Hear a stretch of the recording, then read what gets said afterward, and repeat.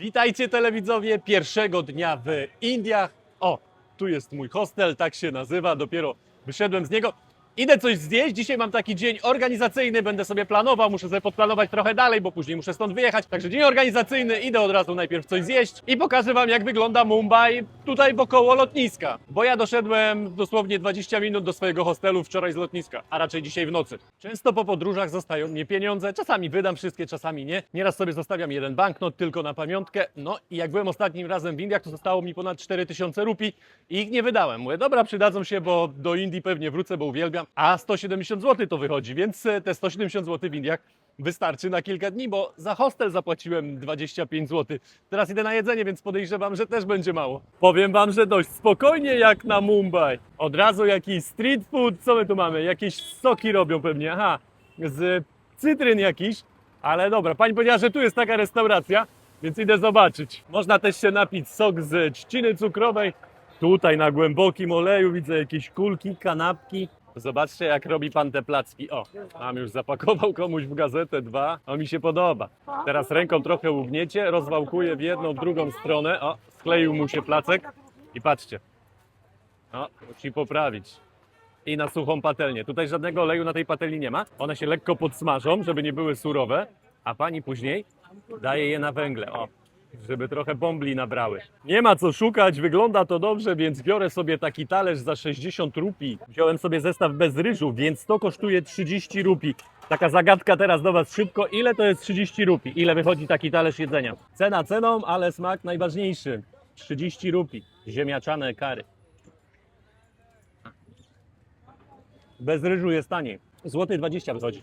To jest mój 5. raz w Indiach i nie miałem żadnych problemów z żołądkiem. Byłem w Bangladeszu, też nie miałem. Byłem w Nepalu, też nie miałem. Na Sri Lance też mi się wydaje, że nie miałem, ale warto mieć. Kupiłem sobie taki loperamid. 17 rupii, czyli 60 groszy za 4 tabletki. Lepiej mieć, jak coś w nocy złapie, to wtedy wiadomo, 1-2 tabletki, może coś tam rano będzie lepiej. Lepiej być przygotowanym. Mam nadzieję, że nie będą potrzebne.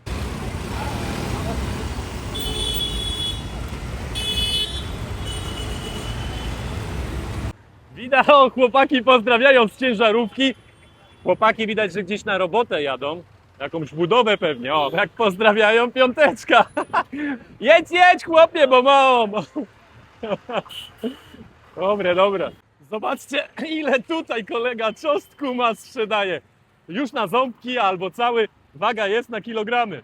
Przeszedłem się tutaj tą uliczką jeszcze kawałek. Jest tutaj knajpek sporo, także idę trochę popracować i później wyskoczę pewnie na jakąś kolację. O, tutaj znowu coś na głębokim oleju. A te łóżka co tutaj robią? Czy tu jest jakaś wytwórnia łóżek? Bo niektóre te paski wyglądają, jakby były nowo nawinięte. No chyba tak, chyba chłopaki tutaj... O, to jest dobre, patrzcie. Bloki lodu. A co oni tutaj z tymi blokami lodu robią? Nie wiem. Zaraz zobaczymy tutaj do środka. O, chłopaki. A, coś tu, jakiś zakład jest. Coś tu chłopaki robią. Pierwsza fota z miejscowym. Wszedłem chłopakom jeszcze tutaj do ich zakładu i oni mówią, że tutaj robią klimatyzację taką dużą do kuchni.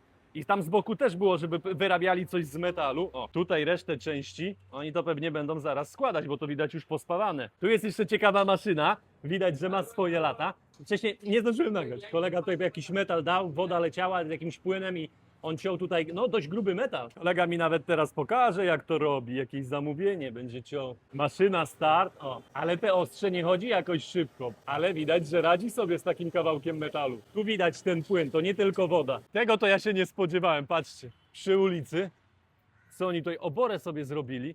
Mają krówki, mają byczki, ale mają w miarę czysto tutaj. I takie widoki w Indiach to na porządku dziennym. Duże bezrobocie, dużo biednych, dużo bezdomnych. Spójrzcie na ten kanał w Mumbaiu. Wyspy się porobiły od tych śmieci. Tutaj jedna duża, tam kolejne. Ta woda pływa pomiędzy tymi wyspami, a wygląda jak ropa, a nie jak woda w jakimś kanale czy rzece. Akurat tędy prowadzi droga do mojego hotelu, więc zaraz zobaczę, jak to wygląda tam dalej. A dalej? Czyżby dalej trochę przepchane? Trochę może tak, tam dalej znowu śmieci. Tutaj nawet można zejść, no ale nieźle wali z tej rzeki. Ale w krykieta grają chłopaki, o, pięknie.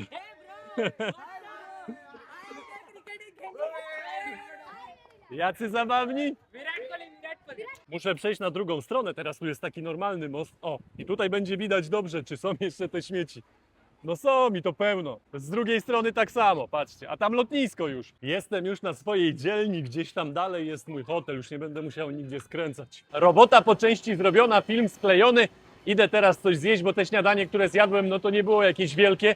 Już mi tutaj burczy. Mam ochotę na jakieś jajka w sosie curry. Dlatego Indie tak gospodarczo stoją, bo tutaj, gdzie się nie rozejrzycie, to coś produkują. Patrzcie, no takie rzeczy u nas, żeby produkować, no ciężko znaleźć. O, nawet tutaj widać, wypalają panowie. O, a tam coś tam jest, co? Tutaj jest. A, pan coś tam pokazuje, nie wiem. No i patrzcie, tutaj też obok coś innego robią. Byłem jeszcze jedną restaurację sprawdzić, ale okazało się, że już jest zamknięta, więc idę do tej, która jest blisko mojego hotelu. Tak właśnie wyglądają typowe indyjskie restauracje. Stoliki z jednej i z drugiej strony. Panowie robią co mogą, zaraz wam pokażę, patrzcie. Gotują na węglach, bo ponoć w Indiach gazu brakuje przez ten cały konflikt. Mój sos już ładnie tutaj dopieszczony. Moje danie już gotowe. Jaka piękna miseczka. Sporo będzie. Tak wygląda moje danie. Kurczak ponoć gdzieś tutaj jest w środku masła, ile nawalił kolega. Zalał też jakąś śmietaną, do tego jest cebula. No i dwa takie placki roti. Miały być nan, ale mówi, że nanów nie ma. Chociaż to wygląda jak nan. Już wylizałem łychę, więc wiem jaki smak. Smak taki jak lubię. A właśnie tego chciałem w Indiach. Butter chicken to się nazywa. Piękna sprawa. Kurczak też ponoć bez kości. A tak to się je, że się wie, że łapie. O.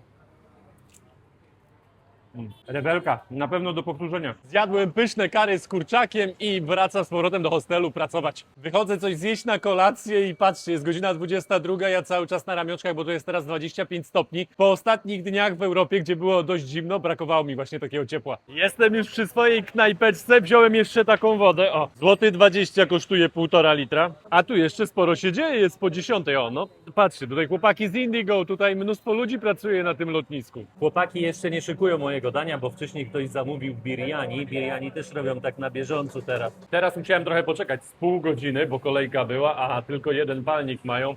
Ta cebula po prostu pasuje do tego idealnie i tym razem mam nan. Wcześniej miałem roti. Zobaczcie jeszcze na tą budkę z lodami. Ja już wyszedłem z swojej restauracji, tam byłem z tyłu. Patrzcie jaka kolorowa, no taka w indyjskim stylu właśnie. Kolega pozdrawia. W jakiej cenie są lody? 30, to złoty 20. Witajcie telewidzowie, dzisiaj pobudka była o 8 rano i powoli zbieramy się już w trasę. Dzisiaj do przejechania mamy ponad 70 km. Rano obudziły nas odgłosy dżungli, teraz już trochę spokojniej jest, ale gdzieś tam nadal koguty słychać. No i dużo ptaków. Tu mieliśmy tarasik, tutaj 2 łóżeczka, tak dla przypomnienia jak to wyglądało i łazienka, a wszystko to w cenie 60 zł. My spaliśmy w takim dosyć prostym domku, ale tutaj pani ma też 2 domki o trochę lepszym standardzie, podwójne łóżko. Tam na górze, po lewej stronie jest jeszcze restauracja z widokiem właśnie na góry. Wdrapałam się do restauracji, idę zaraz pani oddać klucz. Taki tutaj jest widoczek. Fajnie, naprawdę fajna miejscówka.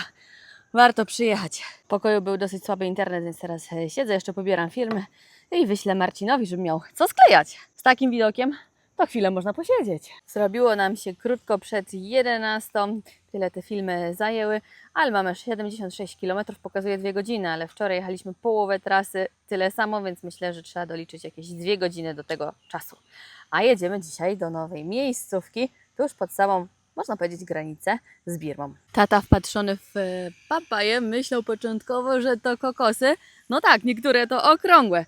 No ale nic, siadamy i jedziemy. Stwierdziliśmy jednak, że zajedziemy na śniadanie. Tutaj widzę, że mamy tylko tajskie menu. Tutaj wczoraj byliśmy, ale była ta restauracja zamknięta. Zobaczymy, co dzisiaj serwują. Dostaliśmy tak samo dania po angielsku, ale tutaj pani przyszła i próbowaliśmy się dogadać co do cen, co do wielkości dań. W sumie tata chciał omleta i to było bardzo skomplikowane. Ile kosztuje jeden omlet i z ilu jajek w ogóle jest ten omlet. Koniec końców, w sumie nie wiem, czy się dogadaliśmy. Ja biorę jak zwykle właśnie kurczaka z bazylią i podobno 60 batów będzie on kosztował, a tata nie wiem, czy za jednego omleta zapłaci 20 batów, czy za 2 omlety. Ja już nie wiem, w każdym razie zobaczymy, co przyniosą. W międzyczasie podjechałam jeszcze na stację benzynową, pan mnie pyta 91 czy 95. Ja mówię, nie wiem panie, zajrzał do środka, mówi 95. Ładujemy na full, bo dzisiaj długa droga, a nie wiem, czy po drodze będziemy mieli gdzieś stację. 2-3 litra weszło, 80 batów zapłacimy, a teraz tutaj benzyna po 34,89 litr. Czyli litr benzyny w złotówkach wychodzi 3,90. Dostaliśmy już nasze dania, tego się obawiałam. No ja nie lubię takiej mielonki, bo to jest kurczak i ja nie wiem właśnie, co w tym kurczaku jest, a u taty omlet. No omlet wiadomo na głębokim tłuszczu, jak to w Tajlandii. Ale się zdziwiłam przy płaceniu 80 batów, 9 zł za nasze 2 dania.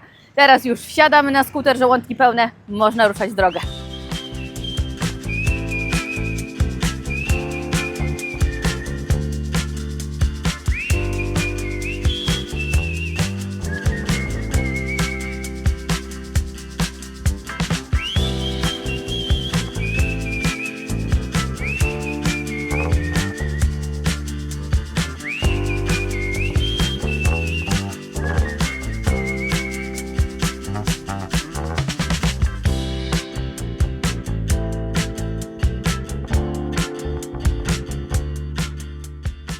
25 minut przejechaliśmy i jesteśmy na punkcie widokowym. Po drugiej stronie ulicy Ciuszki, ale Ciuszki nas nie interesują, tylko właśnie te widoki.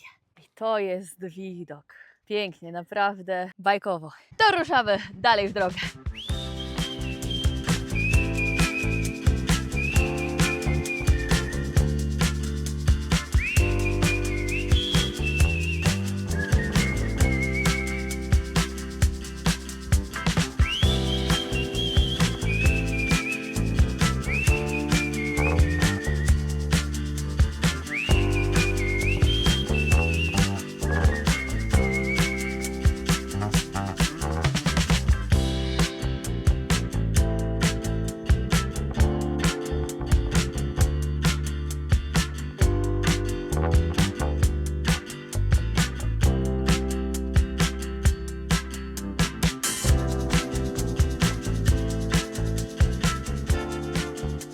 Ale numer, nie uwierzycie. Jedziemy, ja już zadowolona. Mówię, więcej niż połowa drogi przejechana. 29 km zostało. Mówię, super, już może dojedziemy nawet bez przerwy. I co? Nagle patrzę do taty, tam zaglądam. 40 km. Mówię, co jest? Czy mi się wydawało, czy co? Szybko na mój drugi telefon, bo jedziemy na offline mapach. Mówię, no nie, tutaj też pokazuje, jakbyśmy w złą stronę teraz jechali. No i offline mapa okazuje się, że nam nie pokazała nam tego zjazdu, który powinniśmy zjechać, kazała nam wtedy jechać prosto. No i tak oto. Także stoimy sobie teraz, krótki przystanek zrobiliśmy na drodze głównej, woda i ruszamy zaraz dalej. No nie myliłam się, pokazuje 27 km teraz. Po drodze zauważyliśmy znaki na wodospad i zajechaliśmy. Wejście 100 batów od osoby dorosłej, plus jeszcze za motocykl skuter 20, ale poczytaliśmy opinie. Tata mówi, że można tam podejrzeć, tak? Poczytaliśmy opinie, no i same negatywne. Nie traćcie pieniędzy, nie wchodźcie tutaj, nie warto i tak dalej. No faktycznie zdjęcia były takie niezachęcające. Widzimy coś tutaj, czy nie widzimy? No coś tam słychać, że leci, ale tak to nie widać za dużo. Także chyba rezygnujemy, bo teraz nie jest pora po prostu na wodospady, także tej wody też nie jest aż tak dużo. Widać, że coś tam leci w tle, ale jak już wspomniałam, to nie jest to, co by było w porze deszczowej. Coś mnie korci, żeby tam wejść, ale z miesiąc temu zdjęcia ktoś stawił super, a teraz wczoraj, dzisiaj, przedwczoraj, właśnie, że to tylko tak trochę tej wody jest. Także jednak chyba jedziemy dalej. 2 godziny, 40 minut dojechaliśmy. Tata całą drogę przejechał, prawie 80, w sumie 80 km, bo jeszcze tam zboczyliśmy. Także jestem z Ciebie dumna, a wiesz co? Spełniłeś moje marzenie. Tak, mianowicie. Przyjechać tutaj. Aha, Ja już od dawna myślałam, żeby tutaj przyjechać i jeszcze ani razu nie byłam w tej wiosce. No to cieszę się niezmiernie. Także zobaczymy. No tak, jesteśmy już pod hotelem, idziemy się zameldować i zobaczymy. Pójdziemy zwiedzać pewnie. To jest nazwa naszego hotelu. Idziemy poszukać recepcji. Zobaczcie, jaki tutaj klimat już na wejściu widać. Chińskie znaczki. Sarika, panie jak ładnie ubrane. Zameldowanie chwilę potrwało, panie nie mówiły zbyt dobrze po angielsku. Mamy klucz finalnie, dostaliśmy też tutaj jakieś karty na zniżki i okazuje się, że mamy tak samo w cenie jutro śniadanie. I tu taki małe coś, saszetkę na komary. Zobaczymy. Musimy wziąć teraz skuter i gdzieś objechać dookoła, bo tutaj teren jest ogromny. Taką teraz drogą pod górkę musieliśmy wjechać. Tata musiał zejść, bo wpadła w jakąś szczelinę, ale dojechaliśmy i to nie jest ten resort, więc ja już się zgubiłam. A gdzie indziej też nie za bardzo widziałam, że można skręcić. Wygląda na to, że w końcu trafiliśmy, znaczy jeszcze nie do pokoju, ale już trafiliśmy do miejsca całego noclegowego. Pan coś kiwa nam tutaj głową z obsługi, że to tutaj. Czy to będzie numer 9? To się zaraz okaże. No po chińsku i czy... Jaki to język? Może jeszcze tajski? To ja czytać nie umiem, ale... No dobra, próbujemy. Dawaj, sprawdzamy. Ten? Jest, proszę bardzo. Nasz pokoik, 2 łóżka. Ale super. Wychodzimy. I jakbyś tu był wklejony przed chwilą w tym krajobrazie. Przepięknie. Zadowolony? Bardzo. No, jak nie, jak tak. Czajnik jest, ale my mamy swój. A zobaczcie tutaj jaki zestaw do robienia chińskiej herbatki. O, coś czujesz, zaraz będziemy herbatkę z tatą tutaj pić na tym tarasie. Nawet spirale na komary dali. Herbatka zaparzona. 2 minuty, tak jak było na rozpisce. Zobaczmy jak w smaku. Zapach ładny. Delikatna. Przyjemna do wypicia. Tata podsumował, że jak zwykła zielona herbata. Dla mnie ma troszkę takiego wykwintnego smaku. No a z tymi widokami to już w ogóle smakuje 10 razy lepiej.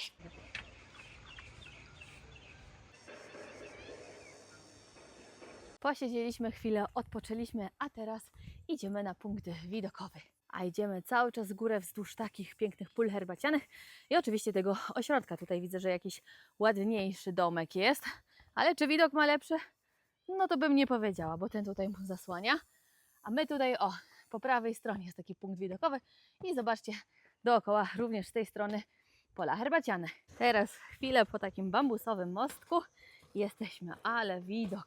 Te domki tutaj najwyżej to myślę, że mają ładny widoczek. Tutaj to by się przydał dron. O, pan sobie siedzi w krzakach. No niech siedzi. A my mieszkamy gdzieś z tych domków w jednym. Wyszliśmy już od nas z resortu, przyszliśmy teraz nad jezioro. 36 stopni pokazuje 16 godzina. No i ciekawe, czy będziemy mogli zrobić tutaj spacerek dookoła tego jeziora. Na tym jeziorze również pusto, żadna łódeczka nie pływa.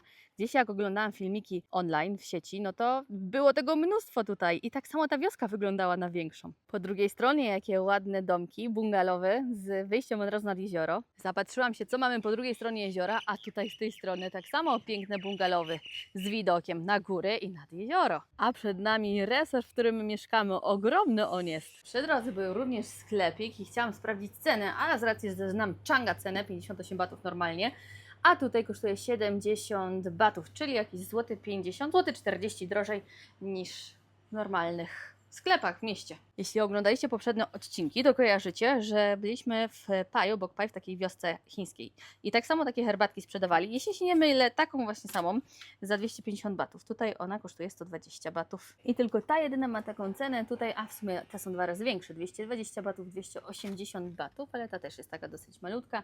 390 batów, 280 batów. Także tak, jakbyście chcieli kupić herbatę, o, tu jest jeszcze jakaś za 180 batów. Można również kupić takie chińskie czajniczki tutaj, albo zestaw. Na przykład tutaj mamy kubek i takie małe filiżanki. Tutaj czajniczek. Wcześniej Wam powiedziałam, że widok mamy na nasz resort, a to nie jest nasz resort, to jest resort obok. Tutaj jest nasz resort i on jest tam w głąb i my go widzimy właśnie z naszego balkonu. Idziemy główną ulicą i jest kolejny sklepik. O, można też spróbować wina. Tak ceny około 280 batów za butelkę. Po drugiej stronie również sklepik i również można spróbować wina. Kurczę, to tu nie trzeba kupować wina, a można wypić butelkę po drodze, tak wszędzie próbując. A tutaj, gdybyście chcieli jednak popływać taką łódeczką dookoła jeziora, 40 minut rejs trwa, 2 osoby 350 batów, czyli jakieś 41 zł. I tu mi pan powiedział, że o 7 jest najlepiej z rana, a po południu 18:20 i 19. Ma swój klimat ta wioseczka. I doszliśmy na koniec wiochy, tam jeszcze na górze jakieś takie igla, widzicie? Myślę, że też ładne widoki w nocy mają. A to mi wygląda na bardziej lokalny sklepik. I jest również benzyna. Zobaczcie, pani teraz ma butelkę i będzie przelewała przez lejek. Po ile tutaj benzyna? 91, 95, 60 batów za litr tutaj jest? Czy 1,5? Na pewno zwróciliście już uwagę, że sporo jest tutaj kultury chińskiej. A to dlaczego? Ponieważ po wojnie domowej w Chinach w 1949 roku przybyli tutaj Chińczycy i osiedlili się. Założyli swoje rodziny i pobudowali właśnie takie miasteczko. Uciekali tak samo do Tajwanu. Już wspomniałam Wam o tym Pai, że my byliśmy w Pai, no i tam mieliśmy taką namiastkę tego, ale jak już Wam powiedzieliśmy i pokazaliśmy, nie było to tak, wiecie, że oni tam żyją i tą kulturę swoją pokazują. Także tutaj widzimy to i to nie jest po prostu zrobione pod turystów, tylko niesie to ze sobą historię. O, tutaj kolejny lokalny sklepik i również można kupić paliwo. Ja Cię sunę, co za widok. Pierwsi biali na naszej trasie dzisiaj. Jesteśmy z drugiej strony jeziora i jakiś lokalny sklepik. Zobaczcie, z takimi typowymi wzorami ich moim zdaniem tutaj wszywki. Możecie również kupić taką pamiątkową torbę 100 batów, czyli cena w sumie jak w Bangkoku. Magnesy 4 za 30 batów, 29, ale to jakieś takie trochę wyblakłe te magnesy. Ale zrobiliśmy sobie spacerek, przyszliśmy właśnie z tamtej strony. W sumie na wzgórzu to my mieszkamy. Nie widzę tutaj polskiej wlepki, więc nasza wlatuje tutaj jako pierwsza. Jak będziecie, dawajcie znać. W budce za mną za 50 batów wzięłam sobie moją ulubioną herbatę. Od pani jeszcze pożyczyliśmy takie krzesełka, bo tam miała stoliki, ale widzicie, to wszystko jest teraz chronione przed słońcem, a my potrzebujemy trochę słońca. A przynajmniej ja potrzebuję trochę słońca, bo tata tu już cały czerwony po dzisiejszej podróży. Z przodu siedział, to się opalił, a ja z tyłu to tylko cień na mnie leciał. Panowie tutaj wypychają łódkę, barkę w sumie, i wlecieli. Mamy 15 po 5. Pani tutaj rozstawia stoliki, czyli widać, coś będzie się tutaj na wieczór działo. Krótki odpoczynek był, herbata wypita, to ruszamy dalej. Słońce wyszło i coraz piękniej tutaj się robi. I zrobiliśmy kółeczko dookoła jeziora. Znowu jesteśmy u nas pod hotelem. Jest i lokalna knajpka i wydaje mi się z lokalnymi cenami. 50 batów za pad thaja. Przyszło moje jedzenie za 60 batów, czyli 6,80. Pięknie to wygląda, lubię to warzywo, zapomniałam jak się nazywa. Jajeczko idealnie w punkt usmażone. To było naprawdę pyszne danie. Jak tutaj będziecie, to polecam z czystym sumieniem tę restaurację. A od razu obok mamy coś takiego jak w Japonii chyba, a nie. Ja myślałam, że to sushi, a to wygląda na to, czy to są hotpoty, takie, że tutaj się samemu to robi, wybiera się nudle, co tutaj jeszcze leci? To same teraz nudle lecą, coś innego, jakiś makaron też, jajko, aha, grzybki, czyli każdy sobie może tutaj przyjść i samemu skomponować właśnie zupę. Już wszystko jasne, podpytałam to tam panią, dostajecie, znaczy wybieracie sobie zupkę za 49 batów, jedną z tych. Później tu takie miseczki są właśnie jak tam taka czerwona, no to ona jest za 50, inne za 40-30, w zależności od koloru. Tutaj tak samo dalej, tutaj są sosy, które też macie do wyboru. No ciekawie to wygląda. Klimacik pod wieczór zaczyna się robić. Ludzie wychodzą ze swoimi grillami, muzyczka gra. Tutaj pani jaki biznesik ma. Truskawki, jocie, i orzeszki. Pani poczęstowała mnie truskawką. Ale słodka, jak z pola z Polski. Taka dopiero zerwana z dobrego pola. Pani dała nam do spróbowania jeszcze takiego orzeszka. Myśleliśmy, że to fistaszki, a tata co? Nie wiem, to są fistaszki, tylko że nie ususzone. Tak? No, No takie białe jakieś w środku, ale no tak. ja dostałam, jeszcze nie rozłupałam swojego. Miękkie w ogóle. No mówię ci, że to są fistaszki, tylko że nie ususzone, no. Dużo łódeczek to tutaj nie wypływa w sumie dopiero. To pierwsza, a i tam na środku jest jedna. Wcześniej nie zwróciłam na to uwagi, a chłopak tutaj normalnie zasuwa wiosłami. I jesteśmy już u nas w hotelu. Lampiony niektóre odpalone. Wzdłuż drogi już więcej lampionów. Tu to się ładnie można pomylić. Właśnie nie ma żadnego oznakowania. Ja myślałam, że my to tam, na górę idziemy. Ale tata mówi, że to chyba ten nasz domek. Ja patrzę, mówię, okno otwarte. U nas zamknięte było. No i chyba ten, ale na 100% jeszcze pewności nie mam. Tak, dobrze przyszliśmy. Teraz mamy widok na jezioro, ale mało tych łódeczek tam pływa. Ale nas zmęczenie dopadło, ale wykąpaliśmy się, przyszliśmy ponownie do tej restauracji, w której byliśmy i tym razem w sumie tylko już na deser. Zobaczcie, co tutaj nam się robi. A tu pani kolejnego klepie. U mnie będzie naleśnik z nutellą i bananem, a u taty z bananem i dżemem truskawkowym. O pani, dużo tego masła. Mamy już swoje naleśniki, tak się one prezentują, no to smacznego. A, to jest chyba taty pierwszy naleśnik w ogóle w Tajlandii, w takiej postaci. I jak w smaku? Dobry. Spróbowałam swojego i taty. No i taty jest moim zdaniem lepszy. W ogóle te naleśniki trochę smakują inaczej niż do tych, których jestem przyzwyczajona, które jadłam do tej pory w Tajlandii.